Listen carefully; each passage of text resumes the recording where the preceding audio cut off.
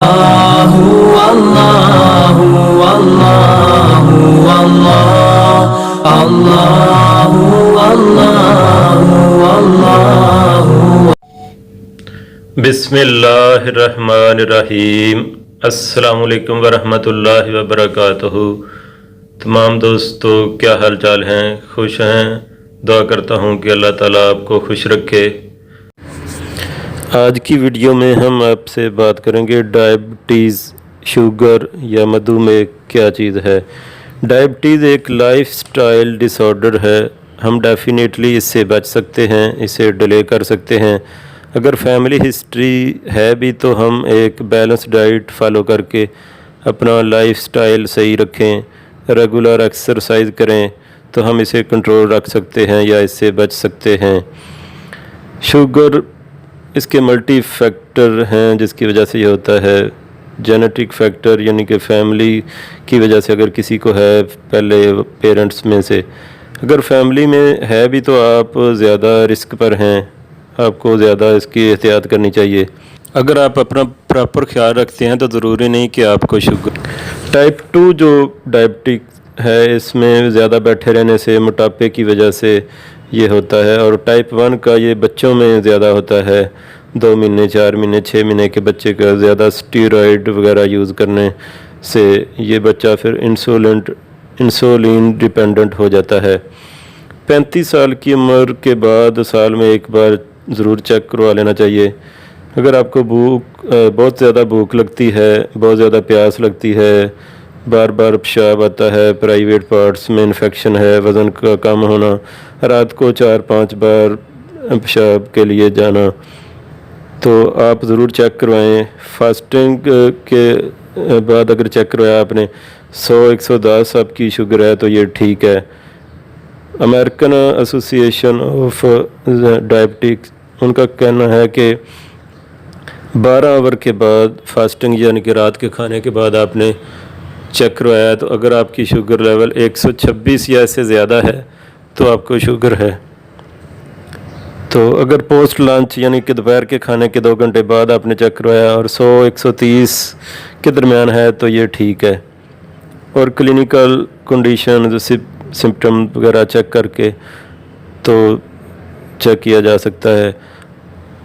और आए हम आपको एक इंटरव्यू सुनाते हैं एक शुगर स्पेशलिस्ट का, आए सुने। ज़्यादा होती है या फिर स्ट्रॉन्ग फैमिली हिस्ट्री हो या इनकी जो मदर है उनको प्रेगनेंसी में डायबिटीज रहा हो, तब हम सस्पेक्ट करते हैं कि बच्चे को डायबिटीज हो सकता है।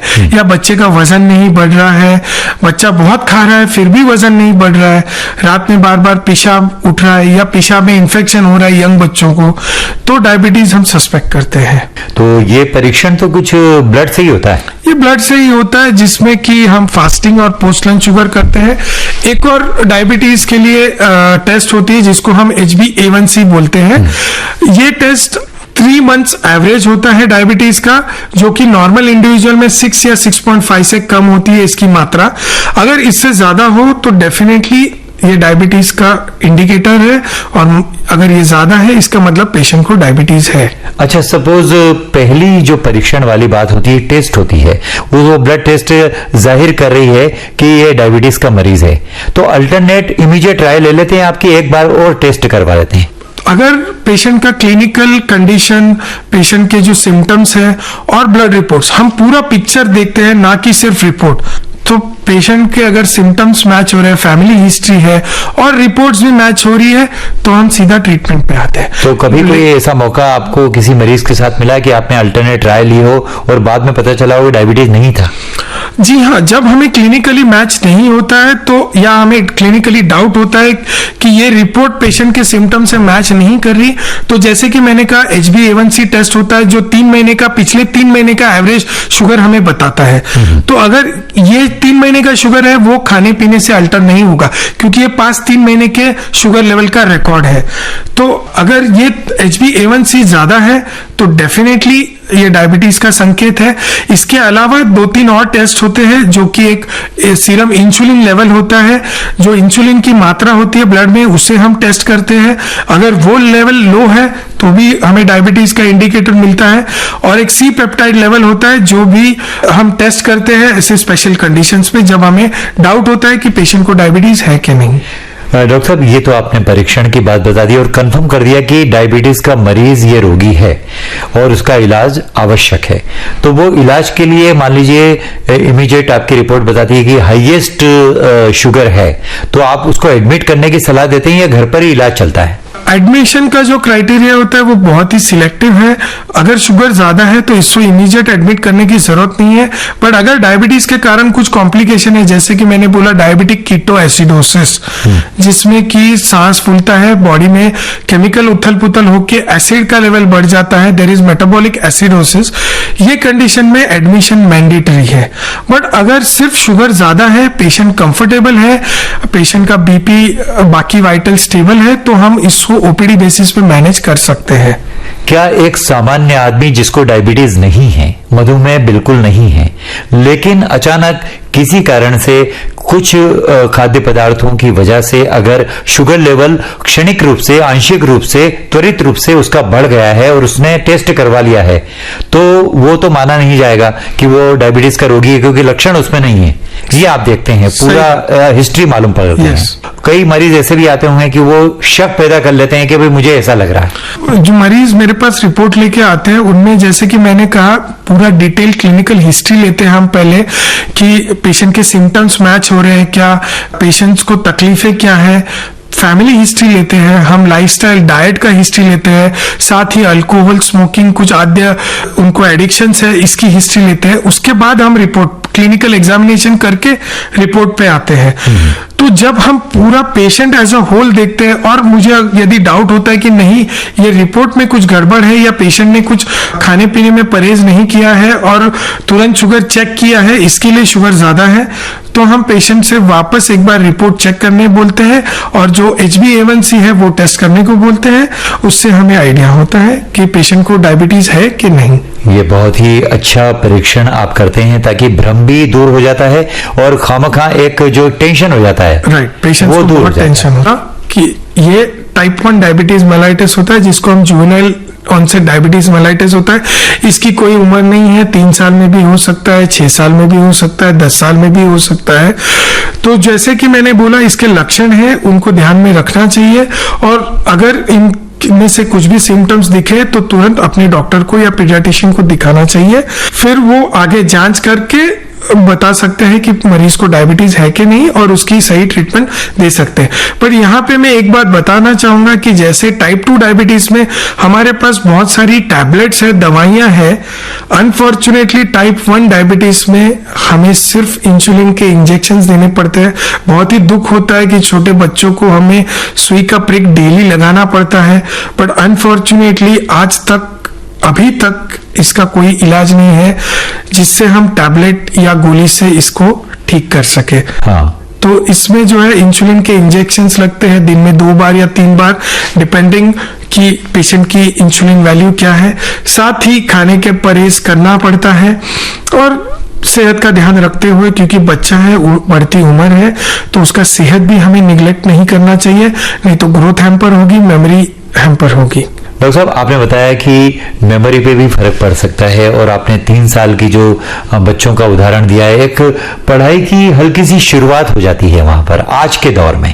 पहले तो देर से पढ़ते थे बच्चे, तो क्या उसकी ग्रोथ रेट में कुछ ऐसा फर्क पड़ता है कि जैसे जैसे इसका विकास हो रहा है तो डायबिटीज की वजह से उसमें कहीं कुछ कमी आती है? देखो, डायबिटीज की वजह से शरीर में बहुत सारे प्रभाव पड़ सकते हैं, ग्रोथ हैम्पर होती है। जनरली ये बच्चे थिन बिल्ड होते हैं, इनका वजन बराबर नहीं बढ़ता है क्योंकि ये इंसुलिन डिपेंडेंट रहते हैं, इनको रेगुलर इंजेक्शंस लेने पड़ते हैं और इन्फेक्शंस ये बच्चे बहुत जल्दी पकड़ लेते हैं अगर इनकी इम्यूनिटी स्ट्रांग नहीं हो। Diabetes itself can cause low immunity और अगर पोषण और सही न्यूट्रिशन पे ध्यान नहीं दिया जाए, क्योंकि डायबिटीज में खाने में काफी सारी रेस्ट्रिक्शंस आती है, मीठा नहीं खाना है, आलू नहीं खाना है, चावल नहीं खाना है, जूस नहीं पीना है, फ्रूट्स में भी रेस्ट्रिक्शंस है, मिठाई नहीं खानी है।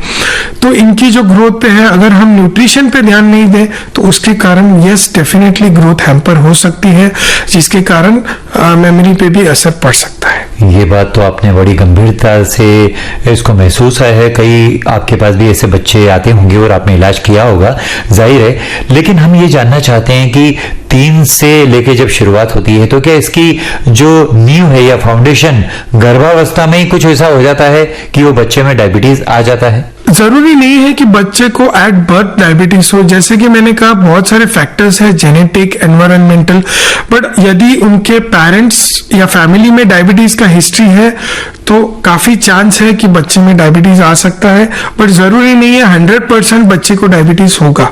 तो जब भी बच्चे को लक्षण आए तभी चेक किया जाए, या ऑब्वियसली अगर दोनों पेरेंट्स को डायबिटीज है तो बच्चे का टेस्टिंग करना चाहिए। अच्छा, परीक्षण के बाद यदि ये पता चलता है कि बच्चे को टाइप 1 नहीं है और कुछ ऐसे डायबिटीज के लक्षण हैं जो सामान्य होते हैं शुरुआत, तो क्या गोलियों से काम नहीं चल सकता है? टाइप 1 डायबिटीज में हम गोलियां नहीं दे सकते।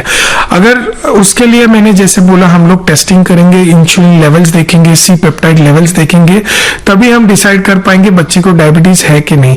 पर अगर बच्चा है उसको टाइप 1 डायबिटीज है तो ट्रीटमेंट सिर्फ और सिर्फ इंसुलिन के इंजेक्शन है, हम कोई दवा टैबलेट बच्चों में नहीं दे सकते। एडल्ट्स में जो कि टाइप 2 डायबिटीज होता है उसमें insulin is the last option. बहुत बेहतरीन दवाइयां मार्केट में है, एलोपैथी ऑब्वियसली, बट जिससे हम डायबिटीज को कंट्रोल में रख सकते हैं और डायबिटीज के कॉम्प्लिकेशन से बचा जा सकता है।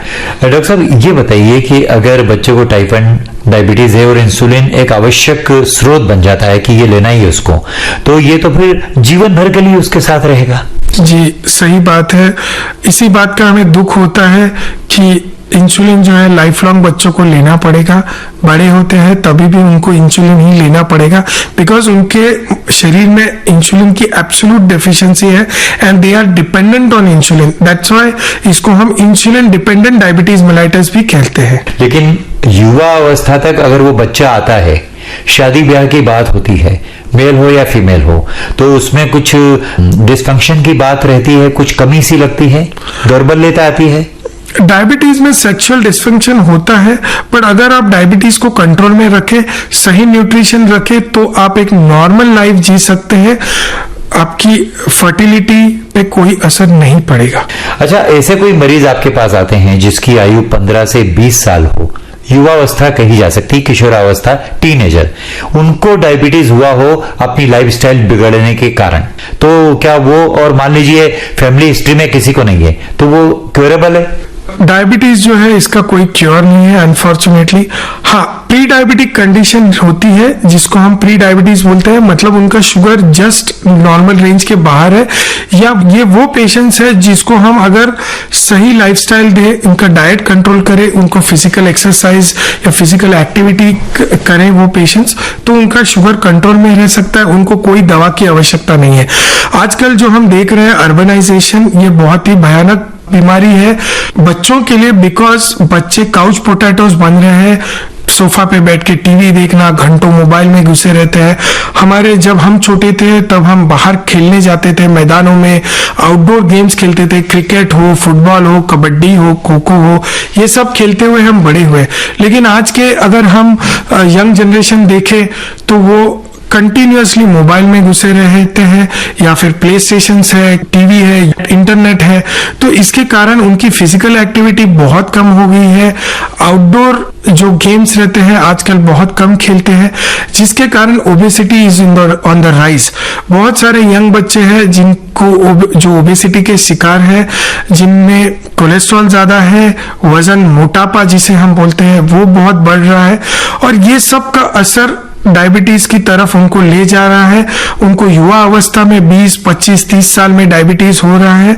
इसके कारण डायबिटीज की कॉम्प्लिकेशंस भी आगे बढ़ के उनको होने वाली है। ये बहुत एक चेतावनी भरी बात आपने कही है, कॉम्प्लिकेशंस। इस बिंदु को ट्रीटमेंट के नॉर्मल हो जाता है, कुछ महिलाओं में ये शुगर आगे कंटिन्यू रहता है तो उनको डायबिटीज का ट्रीटमेंट लेना पड़ता है। देखिए, ये क्लासिफिकेशन या वर्गीकरण करके आपने समझा तो दिया कि टाइप 1, टाइप 2 और अदर प्रकार के जो मधुमेह रोग होते हैं वे किस प्रकार बढ़ते जा रहे हैं। लेकिन ये एक भ्रम सा पैदा हो गया। हम कभी देखते हैं कि बहुत ही मोटा व्यक्ति यदि हमारे समक्ष है तो हम एक एंटीसिपेशन कल्पना कर लेते हैं इसको डायबिटीज होगा या होने वाला है। ऐसा क्यों होता है? डायबिटीज मोटापे से बहुत रिलेटेड है। जो मेटाबॉलिक सिंड्रोम हम बोलते हैं, जिसमें है ओबेसिटी, डिस्लिपिडीमिया और हाइपरटेंशन, मतलब हाई ब्लड प्रेशर, कोलेस्ट्रॉल और मोटापा। मोटापे के कारण शरीर में इंसुलिन रेजिस्टेंस बढ़ता है, कोलेस्ट्रॉल मतलब चर्बी की मात्रा बढ़ जाती है।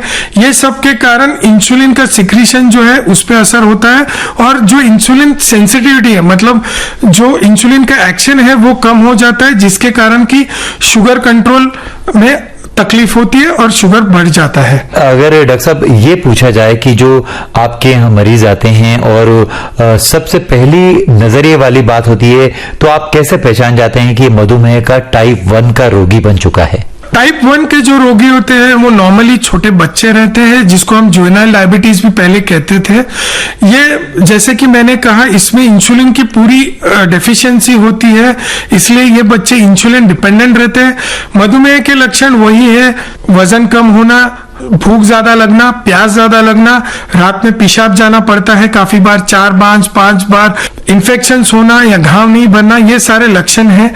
और जब सीवियर हो जाते हैं, शुगर बहुत ज्यादा बढ़ जाती है, तो शरीर में केमिकल उथल पुथल होती है, जिसके कारण की मेटाबॉलिक एसिडोसिस हो सकता है, डिहाइड्रेशन होता है, पेशेंट को वॉमिटिंग हो सकती है और सांस लेने में तकलीफ हो सकती है। और जब हम शुगर चेक करते हैं तो पता चलता है शुगर 500 एंड अबव है। ओहो, इतना ज्यादा शुगर होता है। वैसे नॉर्मल जो यूनिट वैल्यू है वो क्या है शुगर की? नॉर्मल शुगर हम बोलते हैं, फास्टिंग जो है वो 100-110 के अंदर होती है, और जो पोस्ट लंच मतलब दोपहर के खाने के 2 घंटे बाद की शुगर होती है वो 130 के अंदर होनी चाहिए। अच्छा। जो अमेरिकन डायबिटीज एसोसिएशन है, जिन्होंने गाइडलाइन सेट की है, वो बोलते हैं कि सुबह खाली पेट 12 घंटे फास्टिंग करने के बाद का जो शुगर होता है वो 126 या उससे ज्यादा हो तो उसे हम डायबिटीज लेबल कर देंगे। अच्छा, यहाँ पर एक बात हम आपसे जानना चाहेंगे। बहुत सारे जो हमारे लोग होते हैं उनको पता नहीं होता है वो कि ये जो बात होती है कि भाई अचानक कोई आदमी महसूस करता है कि मुझे शुगर जैसा लग रहा है या बहुत भूख लगती है, फिर भी वजन कम होता जा रहा है, तो अगर मान लीजिए कि उसे शुगर नहीं है, लेकिन जांच के पहले या कुछ घंटों के पहले उसने मीठा कुछ ज्यादा खा लिया है, तो क्या जांच प्रभावित हो जाती है? नॉर्मली अगर जांच के पहले कुछ मीठा खा गया है तो उसमें थोड़ा प्रभाव पड़ सकता है, बट जो नॉर्मल इंडिविजुअल्स है या जो प्री डायबिटिक्स नहीं है उनमें इसका असर नहीं होगा। बॉडी की क्षमता ऐसी है कि वो उसको हजम कर लेगी। अच्छा, तो इसलिए प्रभाव नहीं पड़ेगा। बट याद रखिए, जब भी हम शुगर टेस्टिंग बोलते हैं फास्टिंग में, तो आपको 12 घंटा फास्टिंग ने, और घर पे आते ही पैरों को खुला रखें, उनको हमेशा डेली बेसिस पे इंस्पेक्ट करें। इसका मतलब थोड़े समय के लिए जब बहुत सारी बंदिश हो जाती है तो उसको आपको थोड़ा हवा के रूप में रखना चाहिए, थोड़ा खुला रखना चाहिए, मोजे वगैरह ना पहने उस समय के लिए। बहुत अच्छी बात बताई आपने, लेकिन यहाँ उसमें तमाम सुनने वाले भी इसमें शामिल हैं। मुझे उम्मीद है कि ये जानना जरूर चाहेंगे कि डायबिटीज ना हो इसके लिए क्या क्या सावधानियां रखनी चाहिए, क्या बचाव के तरीके अपनाने चाहिए। डायबिटीज ये एक लाइफस्टाइल डिसऑर्डर है, हम डेफिनेटली इससे बच सकते हैं और इसको हम डिले कर सकते हैं अगर फैमिली हिस्ट्री है तो भी। हमारी लाइफस्टाइल सही रखें, हम एक बैलेंस डाइट फॉलो करें और रेगुलर एक्सरसाइज करें तो डायबिटीज